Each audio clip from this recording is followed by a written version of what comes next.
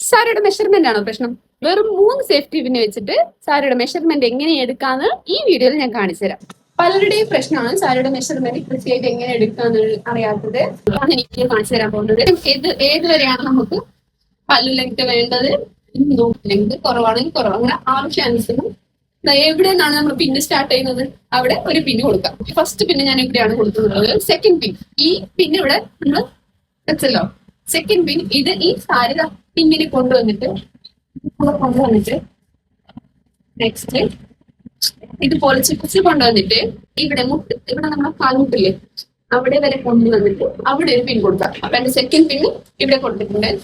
Third പിന്ന് നമ്മളെ starting ഇവിടെ നമ്മൾ തുടങ്ങുന്ന ഇവിടെ തൊട്ട് ഇങ്ങനെ ചുറ്റും എടുത്ത് കാണിക്കാം.